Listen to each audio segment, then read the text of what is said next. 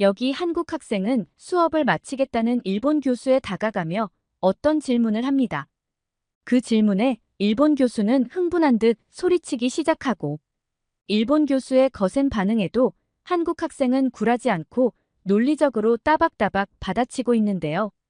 도대체 무슨 사연인지 한번 들어보겠습니다. 잠깐 영상 시청 전에 좋아요 한 번씩 눌러주시면 감사하겠습니다. 안녕하세요. 여러분, 저는 미국 출신의 헤이즐입니다. 저는 현재는 오사카 대학에서 동아시아학을 공부하고 있습니다. 오늘 제가 하고 싶은 이야기는 저희 대학에서 일어났던 엄청난 일이 있어서예요. 저는 일본 문화를 동경하고 좋아해서 이곳 일본 오사카 대학으로 유학을 왔는데 제가 그동안 형편없는 강의를 들어왔다는 것에 충격을 받았습니다. 이건 한국인분들도 알고 계시면 좋을 것 같아서 그때의 일을 한번 써보려고 합니다. 일단 미국인인 제가 어떻게 일본까지 유학을 가게 되었는지 간단히 제 소개를 먼저 할게요. 저는 미국 캘리포니아에서 태어나고 자랐습니다. 어린 시절부터 일본 문화에 큰 관심을 가지고 있었는데 제 방은 애니메이션 포스터와 일본 전통 인형들로 가득했고 서재에는 일본 문학 작품들이 줄지어 있었습니다. 제가 일본어를 배우기 시작한 것도 10살 무렵부터였어요. 매일 꾸준히 공부하며 일본어 실력을 키워나갔고 고등학교를 졸업할 즈음에는 일본어로 유창하게 대화할 수 있을 정도가 되었습니다. 고등학교 마지막 학년이 되자 저는 대학 진학에 대해 고민하기 시작했습니다. 단순히 일본 문화를 좋아하는 것을 넘어서 그 문화를 직접 경험하고 더 깊이 이해하고 싶었거든요. 그래서 저는 일본으로 유학을 가기로 결심했고 일본의 여러 대학을 조사한 끝에 오사카 대학에 지원하기로 했습니다. 유학을 준비하는 과정은 결코 쉽지 않았습니다. 영어와 일본어로 작성해야 하는 서류 준비, 여러 차례의 인터뷰, 그리고 다양한 시험을 거쳐야 했죠. 그리고 마침내 저는 오사카 대학으로부터 합격 통지서를 받았습니다. 가족들도 모두 함께 기뻐하며 저를 축하해 주었어요.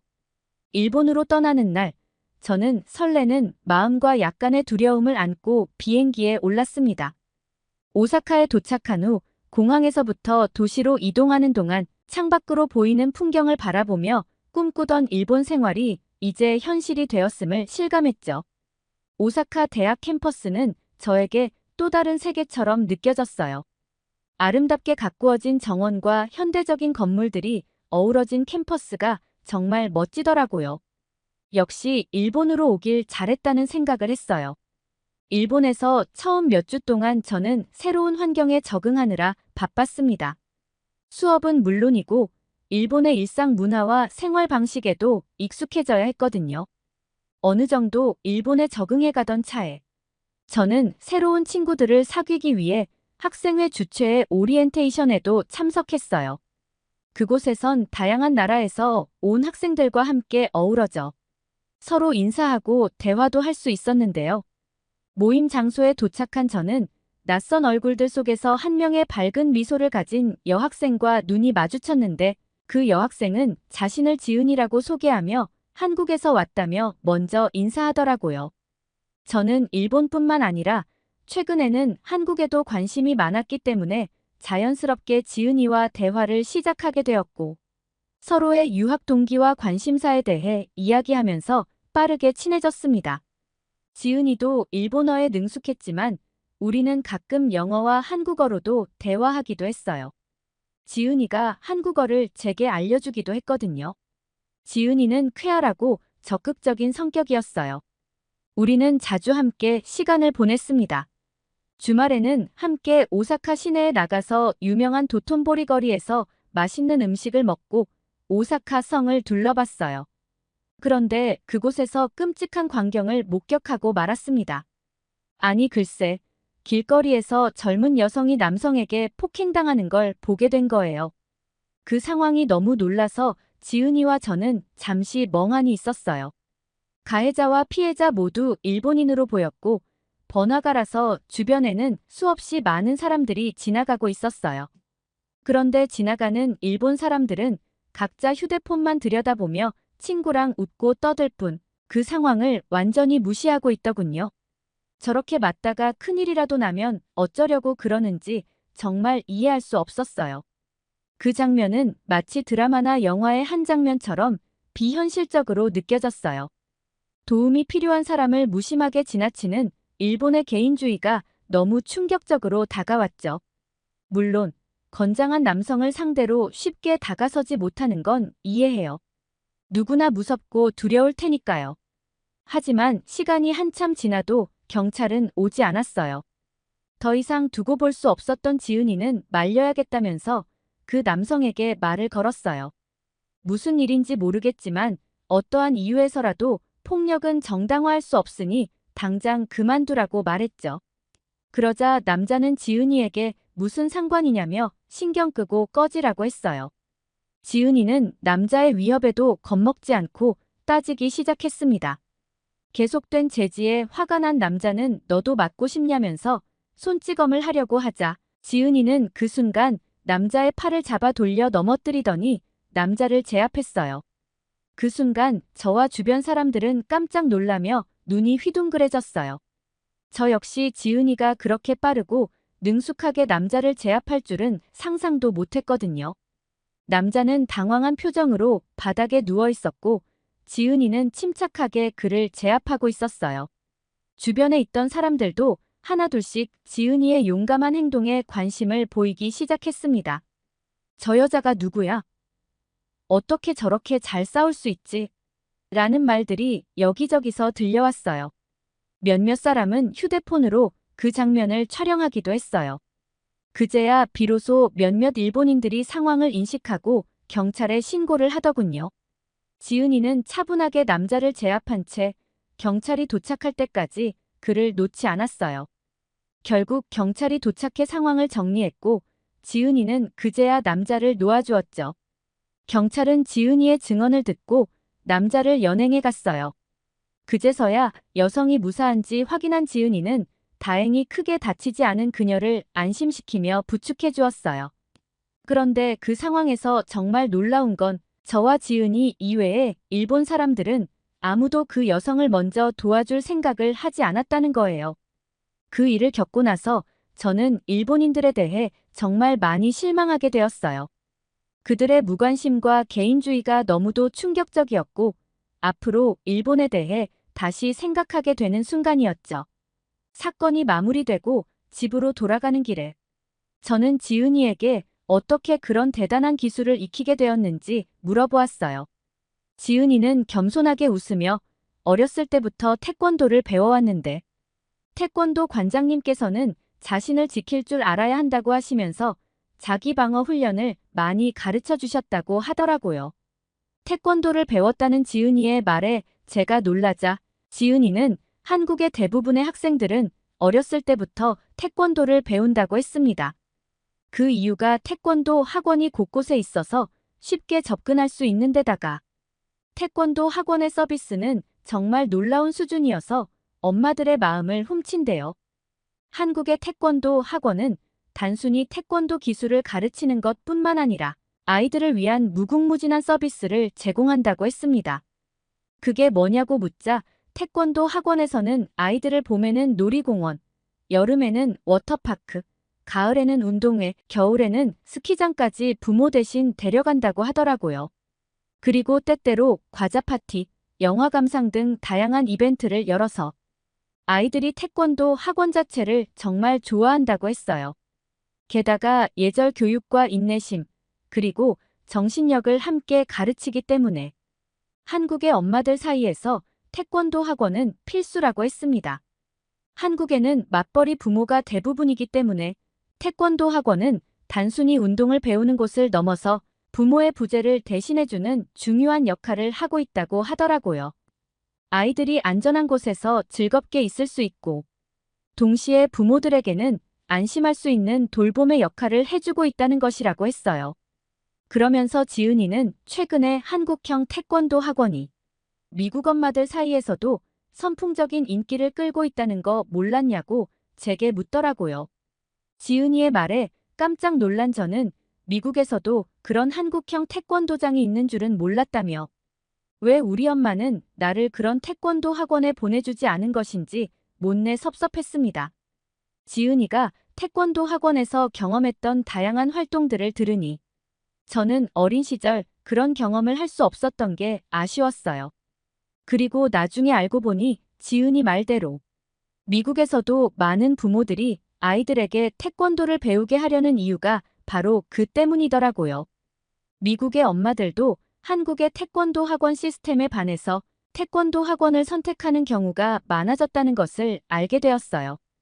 국적을 불문하고 엄마들은 다 똑같은가 봐요. 아이를 키우는 부모님 입장에서 태권도 학원은 돌봄을 넘어서 아이들에게 체력과 인내심을 길러주고 동시에 친구들과 어울리며 사회성을 키울 수 있는 좋은 장소이니까요. 어쨌든 저는 그날의 완벽한 영웅이었던 지은이를 다시 보게 되었어요. 이 일이 있고 난 뒤 지은이와 저는 더 돈독해졌고 지은이 덕분에 한국 음식도 자주 먹게 되었어요. 한 번은 지은이가 집에서 김치찌개랑 불고기를 만들어줬는데 제가 너무 맛있어 하니깐 외국인들이 한국 음식을 유독 좋아한다고 들었는데 너를 보니 정말 사실인 것이 실감이 난다며 한국에는 이것보다 더 맛있는 음식들이 많으니 기회가 된다면 한국에 한번 꼭 같이 가자고 말해주었어요. 그렇게 저는 지은이와 서로 의지하며 일본에서의 유학 생활을 순탄하게 이어갔습니다. 일본어 수업에서 어려움을 겪을 때마다 서로를 도와주었고 함께 스터디 그룹을 만들어 공부하기도 했는데 어느 날 스터디 그룹에 새로운 멤버가 합류하게 되었습니다. 한국인 여자아이였는데 일본으로 대학을 오게 되었고 이제 막 입학한 새내기였어요. 이름은 소정이었고 특히 지은이가 소정이를 많이 챙겼어요. 같은 한국인이기도 했고 이제 막 일본에 와서 적응하기 힘들 거라며 뭐 하나라도 더 알려주고 챙겨주고 싶어 하더라고요. 그 모습을 보며 지은이는 참 배려심이 깊고 천사 같다는 생각을 했습니다. 반대로 소정이의 첫 인상은 약간 시크하고 도도해 보였어요. 새하얀 피부에 부리부리한 눈, 짙은 눈썹 그리고 날렵한 턱선 때문인지 꽤 차갑게 느껴졌는데 대화를 해보니 그것은 저의 오해였습니다. 어찌나 성격이 털털하고 싹싹한지 언니 하면서 저와 지은이를 쫓아다니는데 꼭 강아지 같아서 제가 엄청 귀여워해졌어요. 근데 이렇게 귀여운 아이가 한국에 대한 자부심은 남달랐는데요. 소정이는 애국심이 투철한 친구였어요. 무엇을 하던지 간에 한국과 일본을 항상 비교하는 버릇이 있었는데 이를테면 한국엔 지하철에도 전면 스크린도어가 있는데 일본은 아직 그게 없다거나 동전으로 물건을 계산하는 날엔 아날로그적인 일본이 답답하다면서도 한국의 옛날 모습을 보는 것 같아 향수가 든다나요? 그게 애국심에서 나오는 것이란 건 알고 이해하려고 했지만 가끔은 무리수를 둘 때도 있어서 실없는 사람처럼 보이기도 하더라고요. 그렇게 실없어 보이던 소정이가 정말로 달라 보였던 사건이 있었는데요. 소정이는 공학부 전공이었지만 한국사에 대해 관심이 많았고 또 해박한 지식을 가지고 있었어요. 한 번은 제가 일본 역사에 대해서 잘못 알고 있던 게 있었어요. 그 이야기를 소정이에게 하게 되었고 제 말을 들은 소정이는 갑자기 표정이 진지해지면서 과거 일본이 한국에 저지른 잘못에 대해서 이야기하는데 정말로 같은 사람이 맞나 싶을 정도로 진중한 모습을 보이더라고요.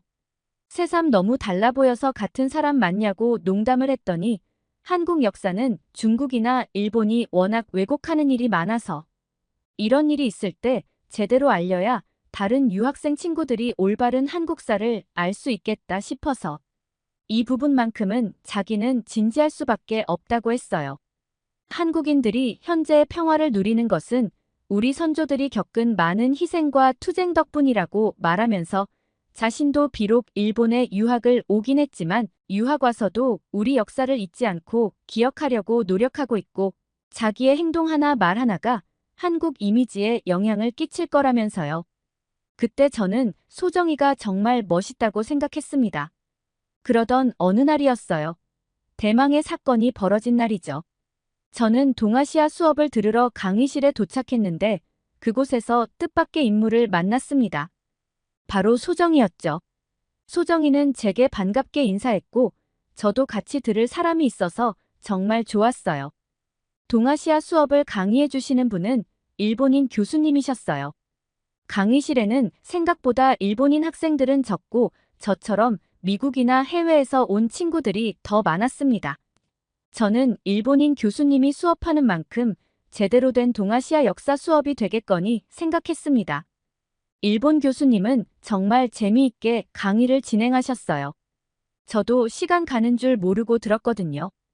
그런데 수업을 마치려던 중 교수님이 질문 없으면 수업을 끝내겠다고 하자 소정이가 갑자기 번쩍 손을 들었습니다.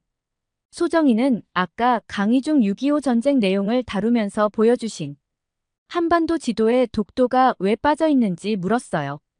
교수님은 당황한 듯 현재 수업 주제와 독도가 큰 관련이 없는데 왜 그런 질문을 하느냐고 되물으셨죠. 그러자 소정이는 교수님이 수업 시간에 활용하신 한반도 지도들을 자세히 살펴봤지만 어디에도 독도가 표시되어 있지 않았다고 설명했습니다. 이에 교수님은 한반도 지도에서 다케시마가 그려져 있던 어차피 일본의 땅인데 그게 무슨 문제냐며 의아해하셨고 그러자 소정이는 어이없다는 표정을 짓고 지금 방금 독도가 일본 땅이라고 말씀하신 거냐고 교수님께 되물었어요. 교수님은 뭐가 잘못됐냐고 태연하게 말씀하셨습니다. 소정이는 왜 독도가 일본 땅인지 교수님의 설명을 듣고 싶다고 요청했죠. 그러자 갑자기 교수님께선 표정을 싹 바꾸시더니 지금 나를 시험하는 것인지 아니면 단순히 다케시마의 역사를 알고 싶은 건지 질문의 의도를 똑바로 하라며 소정이를 다그쳤어요. 그러면서 교수님은 다케시마는 본래 주인이 없는 땅이었는데 일본이 그 존재를 먼저 인식했고 이미 17세기에 다케시마의 영유권을 확보한 엄연한 일본 땅이라고 말하자 소정이는 교수님의 의도를 알아챘다는 듯한 표정을 짓더니 이내 교수님께 독도에 대한 역사를 나열하기 시작했습니다. 소정이는 일본은 오래전부터 독도가 한국 땅이라는 것을 알고 있었고 1454년에 편찬된 세종실록 지리지에도 독도가 한국 땅이라고 적혀 있으며 1530년에 만들어진 신증 동국여지 승남에 실린 우리나라 지도 팔도 총도에도 독도가 표시되어 있다고 말했습니다. 게다가 아까 교수님께서는 독도가 주인이 없는 땅이라고 말씀하셨는데 1900년 한국 정부가 발표한 칙령 제41호에는 독도가 울릉도에 속한 한국 땅이라고 쓰여 있고 또한 1905년 이전 문서에도 독도가 일본 영토가 아니라는 기록들이 있다며 이렇게 독도가 한국 땅이라는 증거가 차고 넘치는데 왜 일본은 오랜 시간 이를 무시한 채 독도의 영유권에 대해 억지스러운 주장만 펼치고 분쟁을 일으키는 거냐고 되물었죠.